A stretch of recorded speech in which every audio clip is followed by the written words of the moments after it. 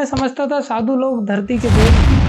President को चाहिए, India को नहीं पूरे वर्ल्ड के प्रेसिडेंट को चाहिए, और आप अपने यहाँ के बच्चों को नहीं दे रहे हैं। तो यार लंदन इज हेल, आपका लंदन नरक है। एक कहावत ही बोले गई भैंस पानी में।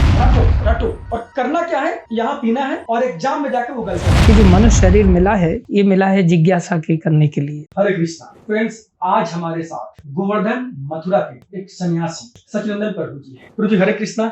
हरे कृष्णा राजेश जी। प्रभु जी स्वागत है आपका हमारे कार्यालय में और एनजीओ गुरु प्राइवेट लिमिटेड के इस यूट्यूब चैनल पे। प्रभु जी हमारे जो दर्शक हैं मुख्य रूप से एनजीओ के संचालक है, स्टूडेंट्स हैं, स्टार्टअप वाले हैं और सोशल एंटरप्रेन्योर्स है। खास करके सोशल एंटरप्रेन्योर मतलब जो एथिकल बिजनेस करते हैं। और आप जो कि समाज सेवा में है, समाज कल्याण में है, तो आपकी बातें हमारे दर्शक के लिए बहुत ही महत्वपूर्ण होने वाली है। सबसे पहले मैं पुनः अपने तरफ से और अपने दर्शकों की तरफ से आपको प्रणाम करता हूँ। प्रभु जी जैसे कि आप अभी समाज कल्याण के लिए अपना जीवन पूरा समर्पित कर दिया जी, आज आप संन्यास आश्रम में आ गए, समाज सेवा का काम कर रहे हैं, और जहां पर समाज कल्याण की, जहां पर समाज सेवा की बात आती है वहां पर संस्कृति, हमारे शास्त्र, इन सब चीजों के लिए मेरा मानना है कि शिक्षा का बड़ा महत्व है। शिक्षा मेन इंपॉर्टेंट है। तो शिक्षा के लिए, एजुकेशन के लिए मैं आपसे जानना चाहूंगा, जो हमारे दर्शक है, कोई पेरेंट है, कोई स्टूडेंट है जी, तो जो करंट एजुकेशन सिस्टम हमारा है जी, जो भारतीय शिक्षा प्रणाली है, इसको आप कैसे देखते हैं? इसके बारे में आपका क्या विचार है? जरूर। आपने एक प्रकार से बैकबोन वाला ही प्रश्न किया है समाज के लिए। इसी बैकबोन को अंग्रेजों ने भी तोड़ा था जी, और इसी बैकबोन को हमें रिवाइव भी करना है। जो आपने प्रश्न किया, इस पर मैं जरूर अपना मत व्यक्त करूंगा, और इसी के लिए वास्तव में मैंने इस जीवन को स्वीकार भी किया है। और हमारा जो प्रभुपाद जी ने जो सिद्धांतों के आधार पर सोसाइटी को बनाया, सोसाइटी का लास्ट प्रिंसिपल भी यही है, प्रीचिंग इज द एसेंस। प्रचार ही सार है। तो प्रचार में क्या करेंगे जब तक हम शिक्षा नहीं दे पाएंगे? शिक्षा का बहुत बड़ा रोल है। बचपन से ही एक बालक अपने आप में वो हर चीज को करने चलता है। उसमें सबसे पहले वो चप्पल पहनना सीखता है, और खुद से चप्पल पहनने जाता है तो दाएं पैर की बाएं में पहनता है, बाएं की दाएं में पहनता है। मेरा बेटा भी करता है। सभी करते हैं, हमने भी किया है। आपका बेटा ही नहीं, आपने भी ऐसा ही किया होगा जी। लेकिन आपके पिताजी अभी बताने लिए हमारे पास नहीं है। एनीवे, हम सब ने ऐसा किया है, लेकिन हमारे माता पिता ने इस बात को सिखाया, बेटा ये बाएं पैर की चप्पल बाएं में पहनो, ये दाएं की दाएं में पहनो, तुम गिरोगे नहीं। फिर भी आसानी से मानता कौन है? फिर भी हम पहन के चल पड़ते थे और गिरते थे। तब पता चला ट्रायल तो किया था हमने, लेकिन एरर हो गया।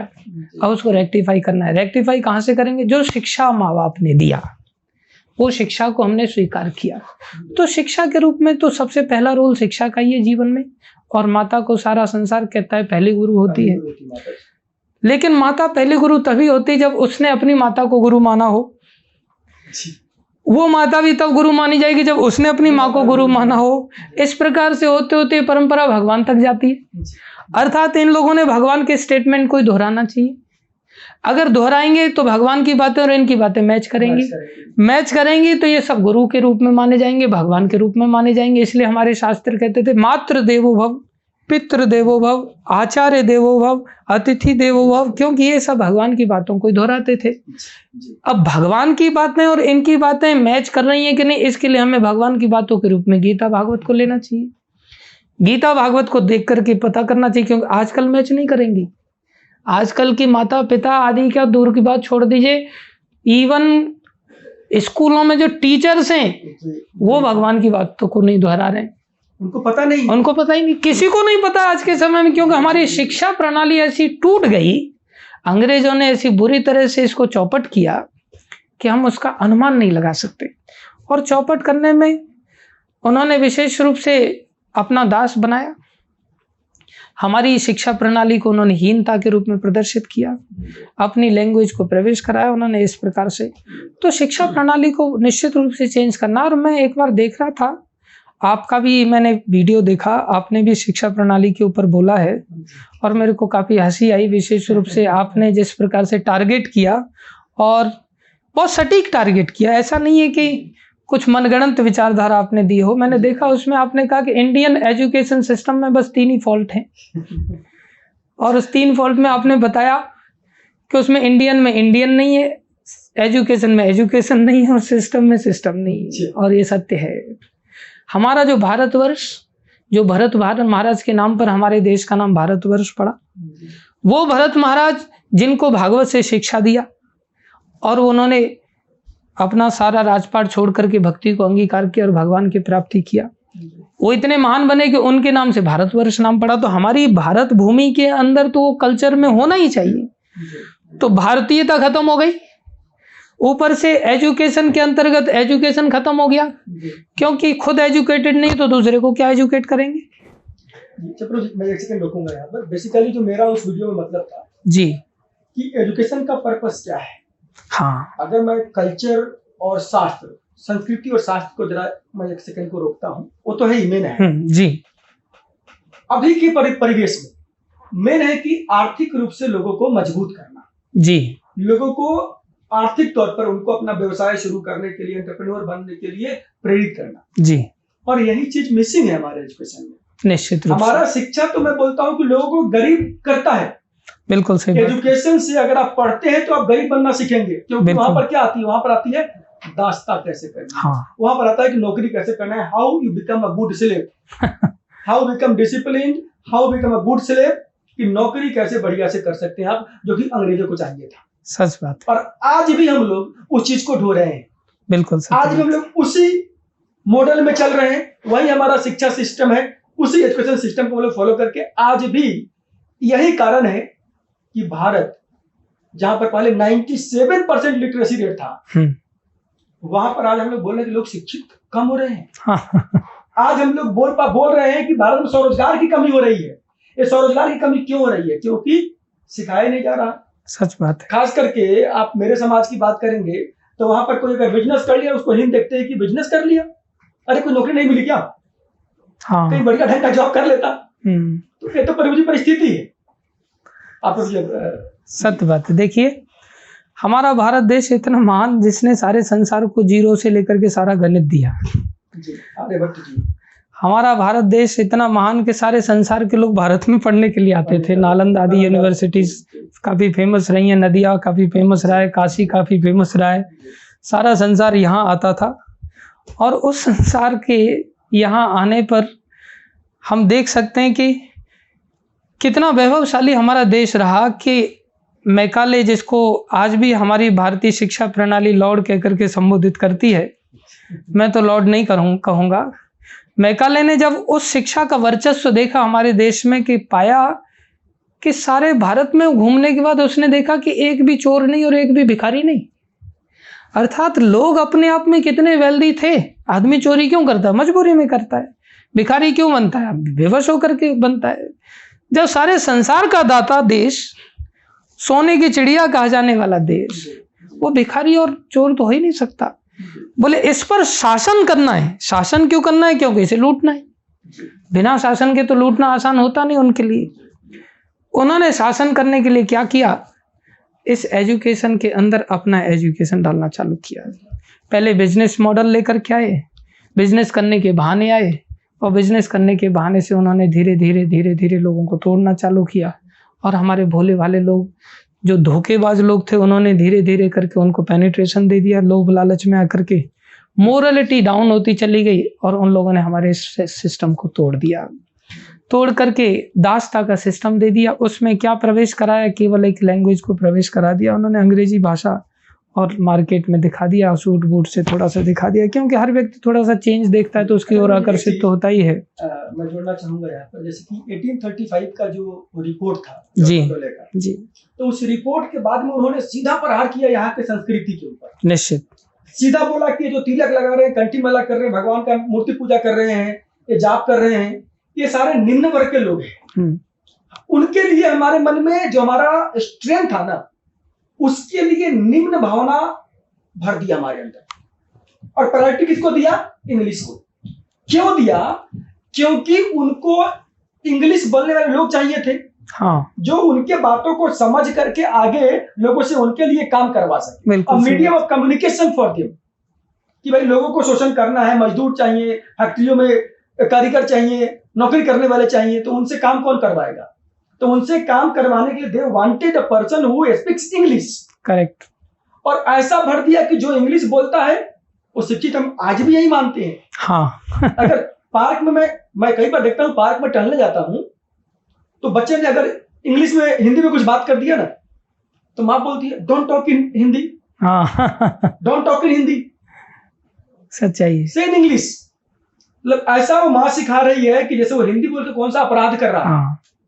वो हिंदी बोलने से लग रहा है जैसे कोई निम्न कैटेगरी का हो गया, और इंग्लिश जैसे ही बोलेगा तो वो आगे बढ़ जाएगा, इंग्लिश बोलेगा तो वो बड़ा कहलाएगा, इंग्लिश बोलेगा तो आगे अग्रणी कहलाएगा, फॉरवर्डेड कहा जाएगा। हीन भावना, सच बात है। ये फॉरवर्ड बैकवर्ड लैंग्वेज से डिसाइड हो रहा है। लिटरेट इलिटरेट लैंग्वेज से डिसाइड हो रहा है। सच बात है। तो ये चीजें जो डाल दिया उन लोगों ने, यहाँ से हमारे एजुकेशन सिस्टम को खराब करना शुरू किया प्रभु जी उन लोगों ने। सच बात, मतलब यही जो चीज मैं जस्ट जोड़ा हूँ आपके तथ्यों में, दो चीजों को। बिल्कुल ठीक कह रहे हैं। तो हमारे शास्त्रों में तो इस चीज को नहीं इतना महत्व दिया जाता। हमारे शास्त्रों में तो आपके वास्तव में कंटेंट क्या है उसको महत्व दिया गया, और अंत में आप देखेंगे समाज में उसी चीज का महत्व भी पाया गया। क्योंकि प्रभुपाद जी जब यहाँ से विदेश गए तो उन लोगों ने तो एक प्रकार से अमेरिका में वर्ल्ड वार में भाग ही नहीं लिया था, तो उनके पास तो किसी चीज की कमी थी नहीं, लेकिन फिर भी अनसेटिस्फैक्शन रेट इतना ज्यादा था कि लोग हैप्पी बनने लगे थे। और जब प्रभुपाद जी लंदन में पहुंचे तो लंदन में पत्रकार जब आया प्रभुपाद जी को देख करके, तो पत्रकार पूछता है how you feel in London. Prabhupada ji कहते हैं योर लंदन इज हेल, आपका लंदन नरक है। तब वो पत्रकार पूछता है then why you came here, if you are thinking it is hell why you came here. Prabhupada ji कहने लगे you Britishers ruled India for so many years and you have stolen everything from our great India. I didn't came here to beg something from you people. आपसे मैं कुछ लेने नहीं आया।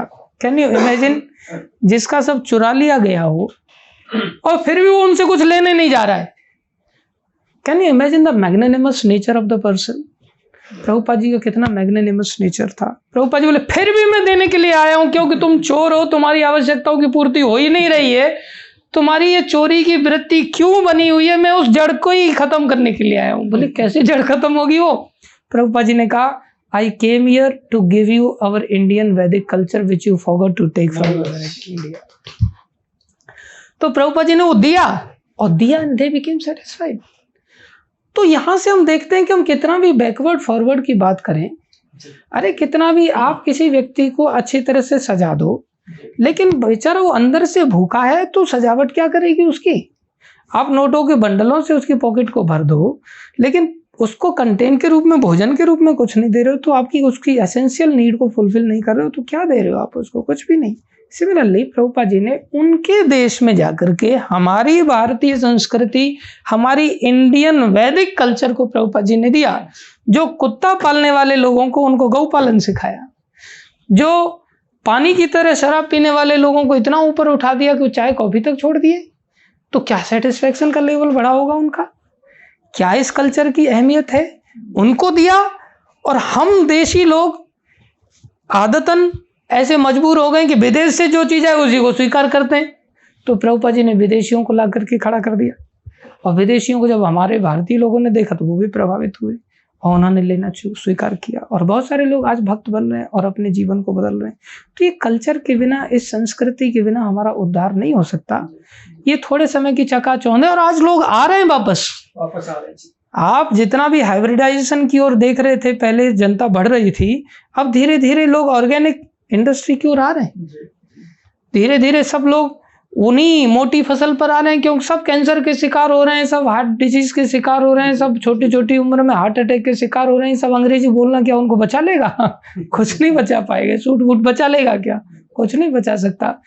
Externally when they shake hands they used to say I am fine and they give very big smile also, but just go on talking with them for few minutes, then they will list out their problems. अरे भाई अभी 2 minute पहले आप fine थे, अभी इतनी बड़ी चिट्ठा कहाँ से निकल के आ रहा है?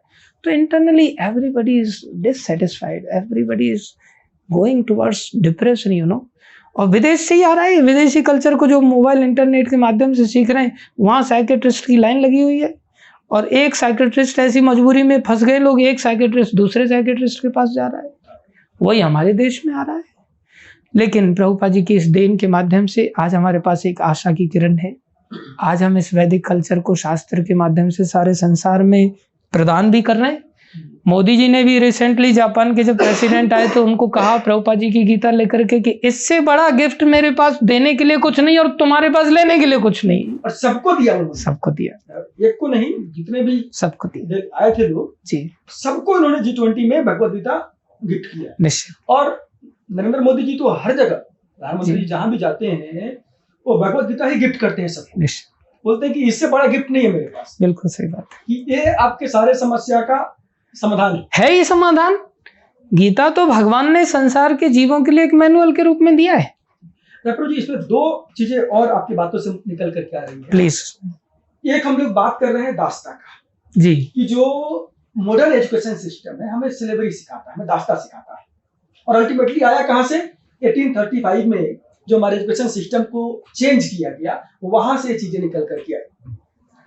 और कैसे कितना मतलब बिल्कुल क्या फाइन तरीके से उन लोगों ने हमारे सिस्टम के साथ खिलवाड़ किया। दास्तान हमारा शास्त्र सिखाता है हमें कि दासत्व भाव में रहना है।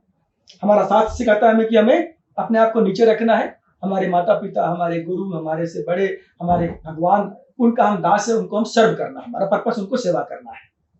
और उसी सेवा को उन लोगों ने मोल्ड कर दिया कि भगवान की सेवा नहीं, उन लोगों ने नारायण के सेवा से नर सेवा की तरफ मोड़ दिया। उसी को मोड़ दिया, तुम कंपनी के मालिक की सेवा करो, फैक्ट्री के ओनर की सेवा करो, ऑर्डर का पालन करो, अंग्रेजों की सेवा करो जी। और दास्ता हमारे अंदर हमारे भाव को बड़ा सूक्ष्म तरीके से उन्होंने बदल करके कहां से कहां ला दिया और हमारे अंदर भर दिया। आज नौकरी करो।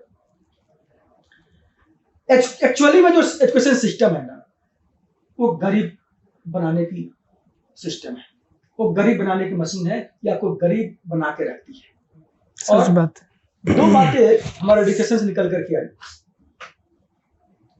लॉर्ड मकेले भाई, जब वो लॉर्ड कहलाने के लायक नहीं था, जब भगवान की कोई गुण थी नहीं उसमें, और आज हमें पता है फिर भी आज हम उससे लॉर्ड मकेले बोल रहे हैं। हमें पता है कि अकबर महान नहीं था, फिर भी आज अकबर महान बोल रहे हैं, ग्रेट अकबर द ग्रेट। तो ये क्या है?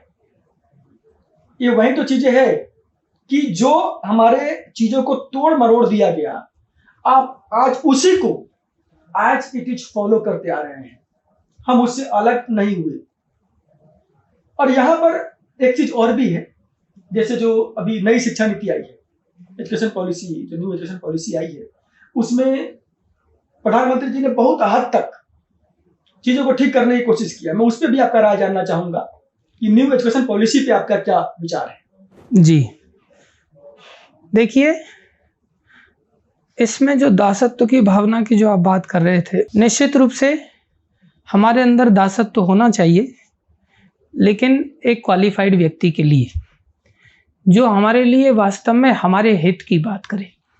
जैसे हमारे माता हैं, जैसे हमारे पिताजी हैं, जैसे गुरुजन हैं, वो हमारे स्वार्थ की बात करते हैं और हमारे स्वार्थ की बात करते हैं, हमें उस बातों से शिक्षित करते हैं जो हमारे कल्याणकारी होते हैं। तो हम क्यों ना उनके लिए दासत्व का भावना डेवलप करेंगे? अवश्य उनकी दासत्व के प्रति हमारा उत्तरदायित्व बनता है। दूसरा व्यक्ति जो कंपनी वाला व्यक्ति है वो भी हमारे लिए बात करता है, लेकिन हमसे कहीं ज्यादा वो अपना स्वार्थ साध रहा है। हमें 100 रुपए की देने की बात कर रहा है तो हमसे 1000 रुपए कमा रहा है और हम उसकी बात को स्वीकार कर ले रहे हैं। क्यों स्वीकार कर ले रहे हैं? क्योंकि ये अंग्रेजों का दिया हुआ एजुकेशन सिस्टम हमें ऐसा मोल्ड करके हमें बना दिया। हमें जो वास्तव में हमारे हित की बात कर रहे हैं उनकी बातें हमें नहीं समझ में आ रही, उनकी दासत्व की भावना खत्म हो गई, और जो हमें उल्लू बना रहा है उसकी बातों को हम बहुत महत्व देते हुए उसके दासत्व को हम स्वीकार कर रहे हैं। ये कारण क्या है? 200 वर्षों तक अंग्रेजों का शासन और उनकी ये एजुकेशन प्रणाली, जिसके अंदर उनके द्वारा उनके ही लोगों की महानता का वर्णन, जिसमें हमारे शास्त्रों को बिल्कुल साइडलाइन कर दिया गया और उन्होंने एक वर्कहॉलिक कल्चर हमें दिया। एक प्रकार से एक जो हमारे लिए यूजफुल है ही नहीं, बस रद्दी लिखवाया गया एक प्रकार से हमसे। हम लोगों ने भी दुनिया भर के मैनुअल भरे पढ़ाई के समय में और जानते थे वो सब फेंकने ही है, उनका कोई यूज नहीं है। मतलब गधा बनाया गया एक प्रकार से। तुम खोपड़ी उठा करके कोई प्रश्न ना करो, इसके लिए तुम्हें एंगेजमेंट दी गई। बाकी इस एजुकेशन का हमारे जीवन से प्रैक्टिकल लेवल पर कोई रिलेशन नहीं रहा। देखा जाए तो शास्त्रों में ऐसा था कि जिसको डॉक्टर बनना है तो उसको आयुर्वेद की शिक्षा दी जाती थी, जिसको लड़ाई लड़नी है तो उसको धनुर्वेद की शिक्षा, प्रैक्टिकल शिक्षा दी जाती थी। आज तक ऐसी इन लोगों ने प्रैक्टिकल शिक्षा नहीं दी। उल्टा प्रैक्टिकल शिक्षा के लिए कहीं ये सर उठाते, उससे पहले उनको ऐसा थोप दिया गया कि तुम यही पढ़ो। लेकिन मोदी जी की एक ऐसे व्यक्तित्व हैं, मोदी जी, जिन्होंने थोड़ा प्रयास अच्छा किया है और उन्होंने प्रैक्टिकल शिक्षा को डाला है। स्किल डेवलपमेंट को फोकस किया है। स्किल डेवलपमेंट को अभी न्यू एजुकेशन पॉलिसी में, ये मेरे को काफी अच्छा लगा। लेकिन मैं मोदी जी से ये निवेदन करना चाहूंगा कि आप प्रैक्टिकल एक प्रकार से एजुकेशन दे रहे हैं, स्किल एजुकेशन दे रहे हैं, लेकिन फिर वही बात आ जाती है, यदि ईमानदार डॉक्टर नहीं है और डॉक्टरी में बेईमान बना हुआ है वो, तो फिर उस स्किल एजुकेशन का भी कोई ज़्यादा मीनिंग नहीं है। पहले उसको ईमानदार बनाओ, क्योंकि बेईमान स्किल्ड को ईमानदार बनाना कठिन है। लेकिन एक जो स्किल्ड है लेकिन बेईमान नहीं है, उसको पहले ईमानदार बनाओ ना। ईमानदार को स्किल्ड बनाना आसान है, स्किल्ड को भी ईमानदार बनाना कठिन है, क्योंकि उसके अंदर अहंकार जागृत हो जाता है। तो मैं ये चाहूंगा कि इस सिस्टम में थोड़ा सा और एडिशन किया जाए, इसमें हमारी संस्कृति को जोड़ा जाए। इससे माता पिता का भी उद्धार होगा।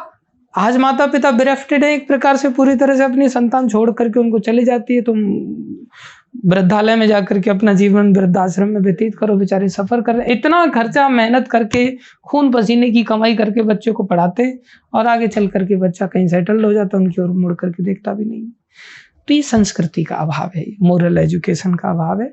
इसको रेक्टिफाई करने की इस दिशा में मोदी जी जो कार्य कर रहे हैं, सरकार जो कार्य कर रही है, आप जैसे लोगों का भी ये उत्तरदायित्व है, क्योंकि आप सिख समाज के एक बड़े व्यक्तित्व हैं, आप चार्टेड अकाउंटेंट हैं, आपके संपर्क में बहुत सारे लोग आते हैं।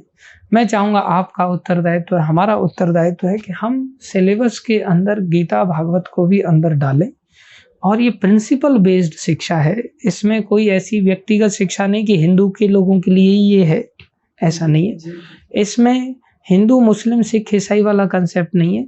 जैसे पैरासीटामोल बुखार के लिए हिंदू के ऊपर भी काम करती है, मुस्लिम के ऊपर भी काम करती है, ईसाई के ऊपर भी काम करती है, ऐसे ही जो प्रिंसिपल है भगवान की शरण में जाना, ये तो प्रिंसिपल है।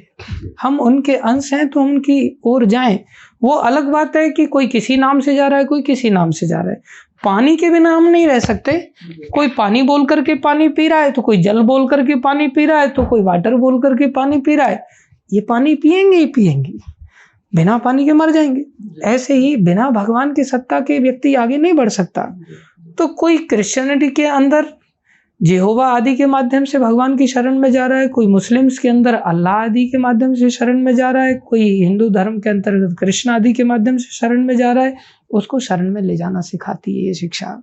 तो गीता के अंदर कुछ भी ऐसा नहीं है जो एक सेक्टेरियन हो, ये तो होलसम है। और मोदी जी ने, जैसे आपने बताया कि मोदी जी ने सारे देश के अभी G20 में ये गिफ्ट किया, और ये अपने देशों में जाकर के इसका प्रभाव भी होगा। तो मेरा यही कहना है कि जब देश के प्रेसिडेंट को इसकी जरूरत है तो देश के बच्चे को क्यों नहीं। बहुत बड़ी बात बोली प्रभु जी इसमें आपने। और मैं थोड़ा सा इसमें प्लीज एक चीज और बोलना चाहूंगा। मैं बाय प्रोफेशन चार्टर्ड अकाउंटेंट, और खास करके मैं कॉमर्स का बात करूंगा, बीकॉम वाले बच्चों की बात करूंगा। बीकॉम में बच्चों को पढ़ाया जाता है English, Hindi, economics, accounts, business studies, marketing, सब कुछ उनको घोर के पिलाया जाता है, रटो रटो। और करना क्या है, यहां पीना है और एग्जाम में जाकर उगल के आ जाना है। पिया, उगल दिया, कहानी खत्म, मैं खाली था खाली हूं। उनको प्रैक्टिकल ज्ञान तो है ही नहीं। सच बात है। उनको जीएसटी रिटर्न कैसे फाइल करना है, चालान कैसे बनाना है, बैंक में चेक कैसे जमा करना है, डिमांड ड्राफ्ट बनाना कैसे, यहां तक के ज्ञान नहीं है। एक अकाउंटिंग एंट्री पास करने के बोलिए नहीं पास कर पाते हैं। कारण क्या है? क्योंकि वो क्रैमिंग, रटने वाली चीजें लाई गई, सिस्टम में डाल दिया गया भैया कि तुमको ये बस ये लिखा हुआ है, इतना ही पढ़ना है। प्रैक्टिकली एप्लीकेशन कैसे होगा उससे तो मतलब दूर दूर तक नहीं है। सच बात। उन चीजों को प्रभु जी ठीक करने का कोशिश किया गया है। नई शिक्षा प्रणाली में थोड़े से प्रैक्टिकल चीजों को डाला गया है। लेकिन आपने बहुत बड़ी बात बोली है कि भगवत गीता प्रेसिडेंट को चाहिए, इंडिया को नहीं पूरे वर्ल्ड के प्रेसिडेंट को चाहिए, और आप अपने यहाँ के बच्चों को नहीं दे रहे हैं। सच ये तो अन्याय हो रहा है सरासर। आप भगवत गीता, क्योंकि भगवत गीता मैंने ही पढ़ा हुआ है, मैंने कहीं पर हिंदू वर्ड नहीं देखा, उसमें है ही नहीं, किसी धर्म की बात नहीं हो रही है। सच बात है। वो मानव जाति के लिए है, सनातन मानव जाति के लिए, सबके लिए है। तो भगवत गीता का मैसेज भारत में, राजा भरत की संस्कृति वाले देश में, वहां पर तो कंपलसरी होना ही चाहिए। और इसके लिए मैं सभी लोगों से, अपने दर्शक से प्रार्थना करता हूं कि सभी लोग इस वीडियो को शेयर करें, इतना शेयर करें कि सिस्टम मेकर तक, हमारे माननीय प्रधानमंत्री जी तक ये आवाज पहुंचनी चाहिए कि yes, Bhagavad Gita is compulsory for our Indian education system. अगर आप देश को बदलना चाहते हैं, आप संस्कृति को चेंज करना चाहते हैं, आप चाहते हैं कि हमारा संस्कृति पुनः स्थापना हो जाए, भारत विश्व गुरु बने, तो इसके लिए भारत में भगवत गीता का हमारे सिलेबस में, हमारे कोर्स करिकुलम में शामिल होना अत्यंत आवश्यक है। प्रभु जी, अब एक चीज मैं और जानना चाहूंगा यहाँ पर प्लीज, कि आपने बोला कि जो करंट एजुकेशन सिस्टम है उसमें इतनी प्रॉब्लम्स है, हमारे संस्कृति की बात नहीं करता है। जहां मैंने भी अपने वीडियो में बोला हुआ है कि इंडियन नहीं है, एजुकेशन नहीं है, सिस्टम नहीं है। आखिर सॉल्यूशन क्या है? किस प्रकार से आप, चूंकि समाज कल्याण के लिए आपने ये वस्त्र धारण किया है, अपने संन्यास आश्रम में आप आए हैं, तो आपका क्या योगदान होने वाला है, आप क्या करने वाले हैं, मैं वो जानना चाहूंगा आपसे कि शिक्षा प्रणाली के लिए आपका क्या योगदान होगा। देखिए, मेरा जो देश के बच्चों के माता पिता हैं, गार्जियन हैं, देश के जो शिक्षण संस्थाओं को चलाने वाले संचालक हैं, और देश के सरकार के अंतर्गत जो अधिकारी रूप में अधिकृत हैं, जिनके हाथ में पावर है, इन तीनों के सहयोग से ही कुछ कार्य संभव है। बिना ज्ञान के जीवन तो है, लेकिन वो गाय भैंस जैसा जीवन है। उसको ये पता ही नहीं कि मैं तालाब में घुस गई हूं तो मेरे को निकलना भी है कि नहीं निकलना है।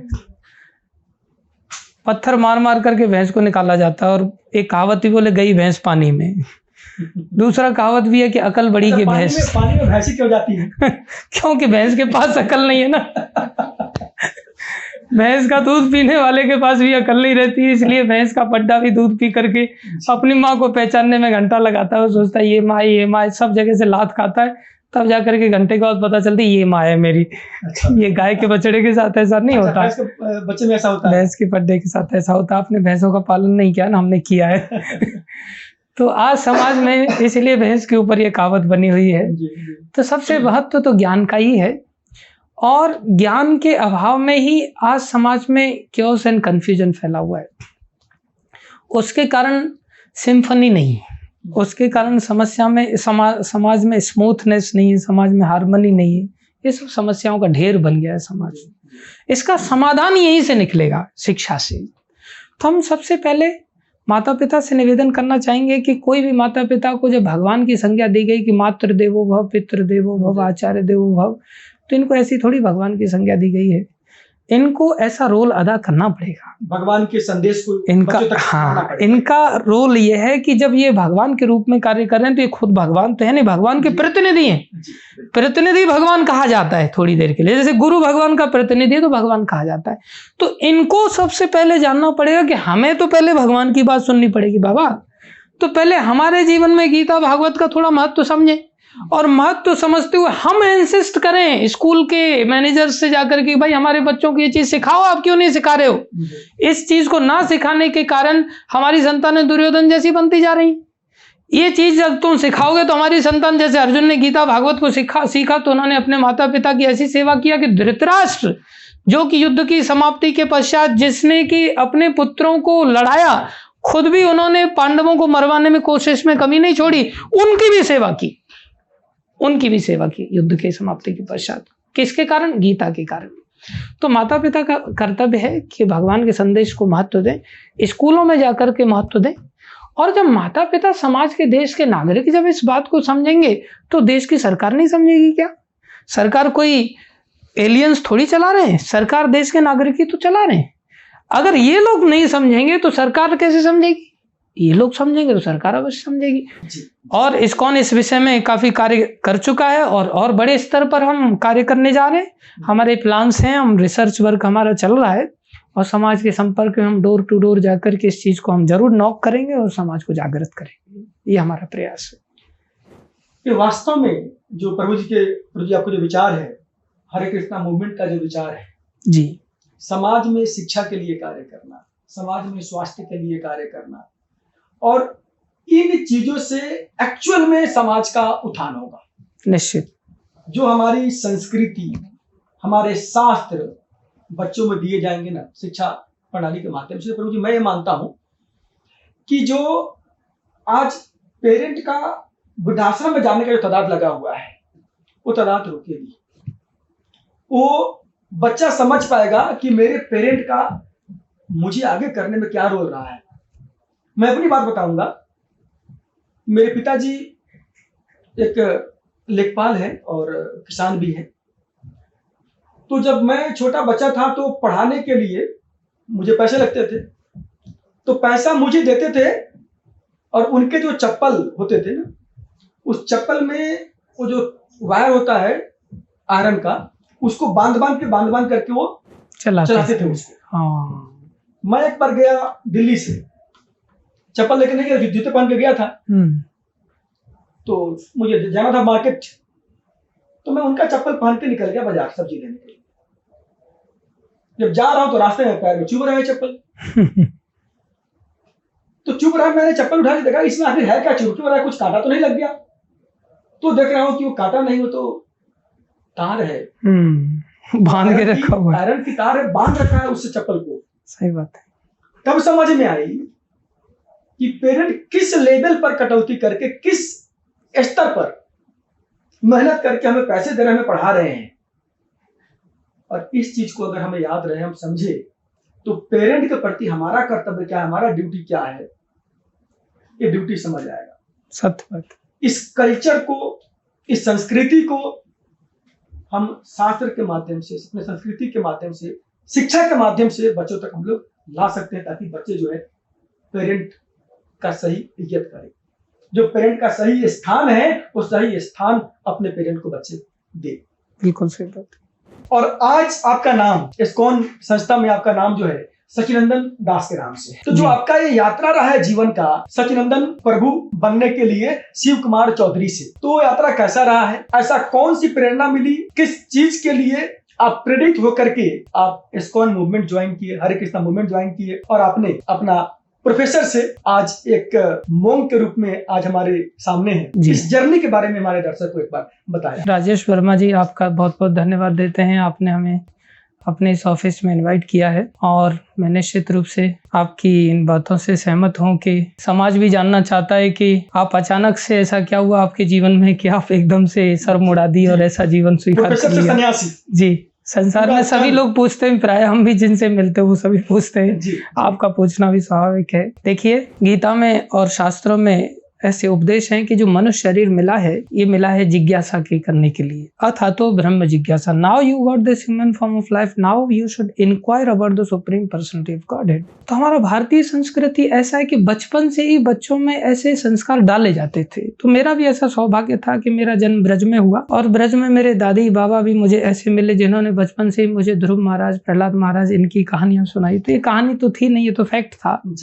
तो उससे मैं प्रभावित हुआ और मेरा जीवन भी भक्ति में व्यतीत होने लग गया और मैं बच्चों को लेकर के मैं प्रहलाद जी की तरह कीर्तन करता था और मैं बड़ा आनंद से अनुभूति अपने जीवन में पाता था। लेकिन आगे चल करके स्कूलों में गए, स्कूलों में जाते तो हैं अच्छा बनने के लिए, लेकिन कई बार क्या आज के समय में तो ज्यादातर केसेस में ऐसा ही होता है, तो हम बिगड़ गए और ऐसे बिगड़े कि पूरी तरह से भक्ति से दूर चले गए, भगवान से दूर चले गए।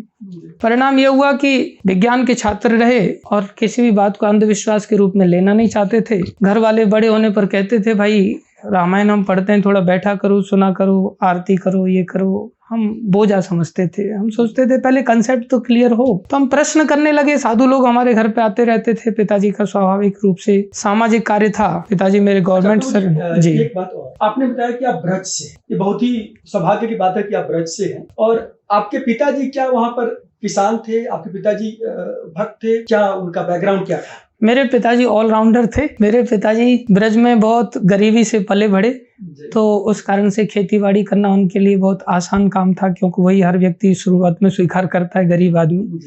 और आगे उन्होंने ऐसी पढ़ाई की, थ्रू आउट टॉपर रहते हुए फिर उन्होंने गवर्नमेंट सर्वेंट बने। तहसील के अंदर मेरे पिताजी लेखपाल बने। अच्छा। और उसके बाद वो रजिस्टर कानूनगो तक चले गए, पोस्ट में आगे बढ़ते बढ़ते।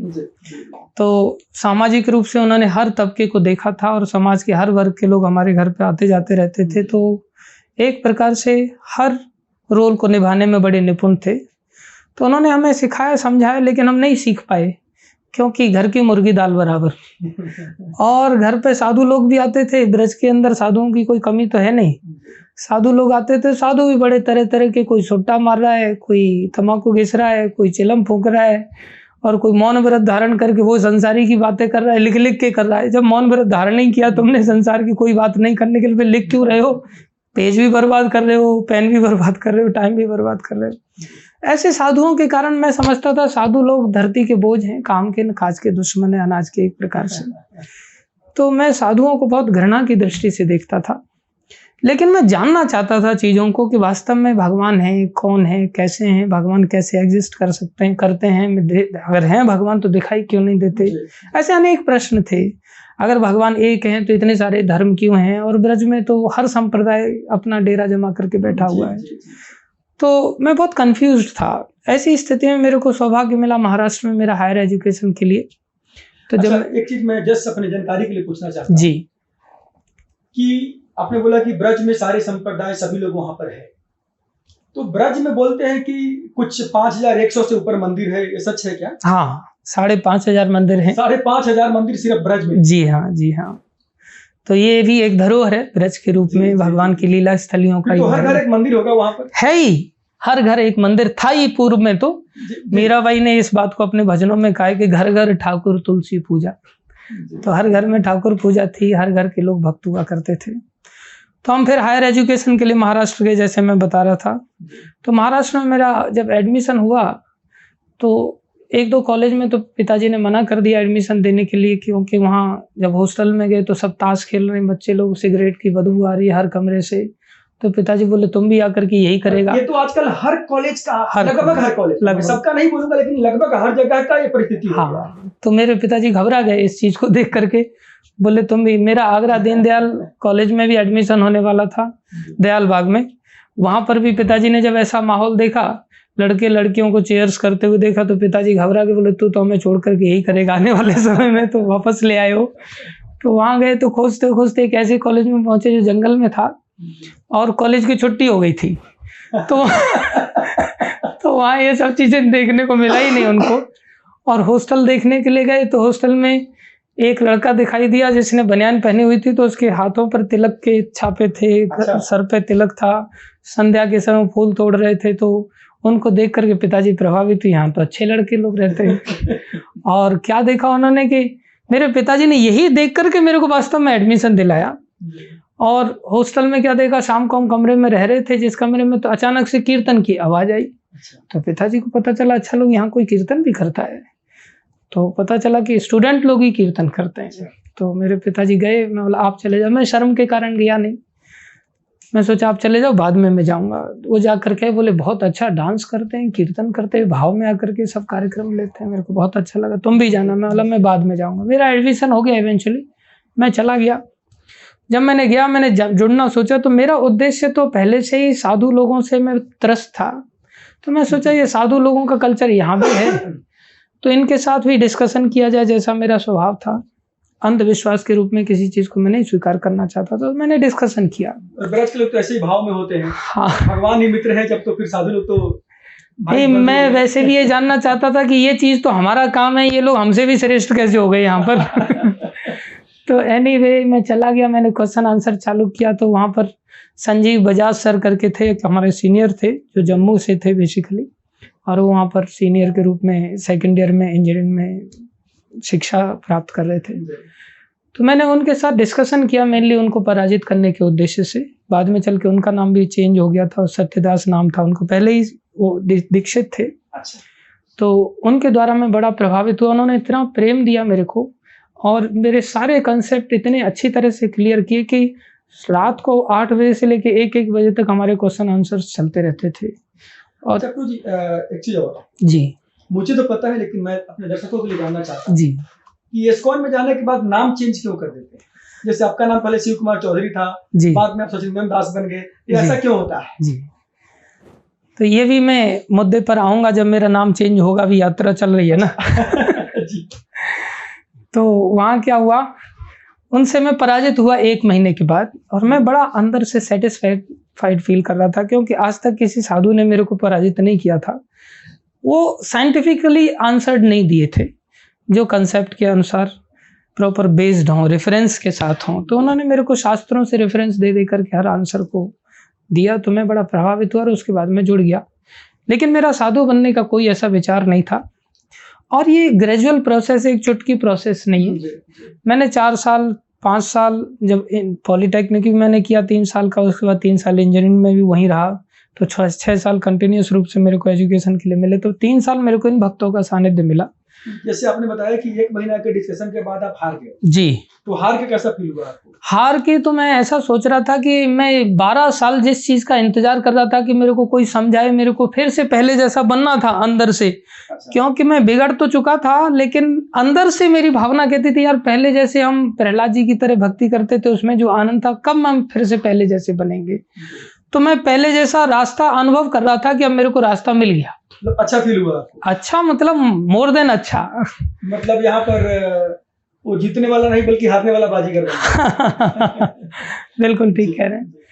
तो मैं फिर उनका एक पथिक बन गया, उनका फॉलोअर बन गया, और 20 मिनट 25 मिनट की क्लास होती थी एवरीडे भगवदगीता की। अच्छा। और उसमें इंजीनियरिंग के कोर्स के अतिरिक्त ये जब क्लास हुई, तो ये एक ऐसा रोल अदा किया इसने, जैसे आप किसी डॉक्टर के पास जाएं, मान लो कोई किडनी का पेशेंट और किडनी डॉक्टर को ढूंढ रहा है, और उसके संपर्क में 2 डॉक्टर आए।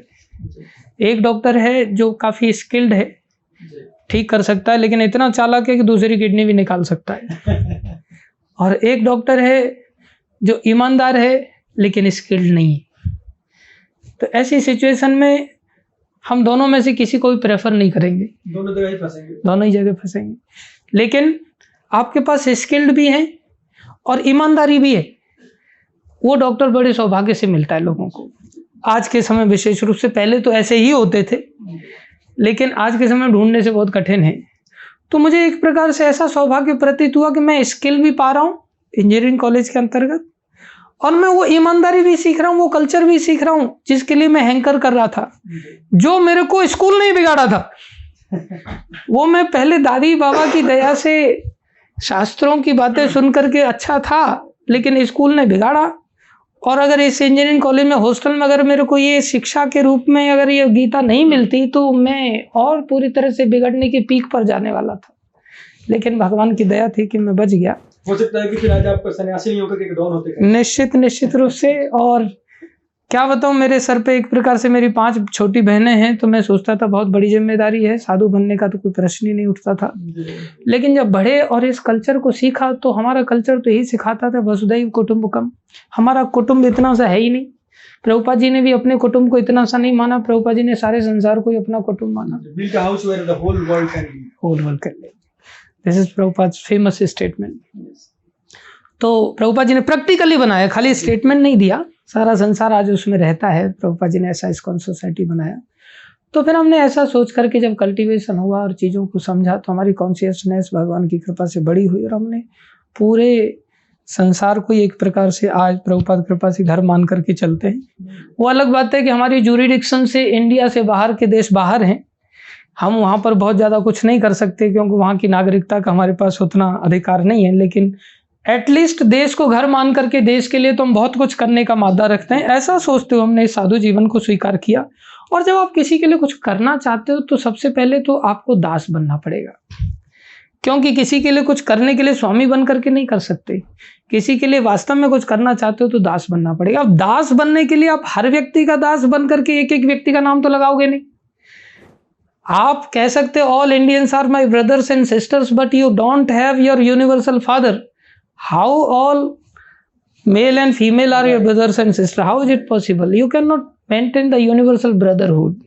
आपको first of all universal fatherhood maintain करना पड़ेगा। बहुत बड़ी बात बोली आपने। वो यूनिवर्सल फादरहुड इस्कॉन में प्रभुपाद जी ने सिखाया और सिखा करके बताया कि तुम भगवान श्री कृष्ण के दास हो, और श्री कृष्ण ही चैतन्य बन करके आए, सचिनंदन बन के। उनकी माता का नाम सची था, इसलिए उनका नाम सचिनंदन पड़ा। उनके दास के रूप में हमारे गुरु महाराज ने हमारा नाम लिख दिया, तो बोले हम सारे संसार के दास बन गए। इस प्रकार से एक एक व्यक्ति का नाम लगाने के बजाय और सारे संसार के हित के लिए हम कार्य कर सकते। इसके लिए फिर हमने साधु जीवन को स्वीकार किया। जी।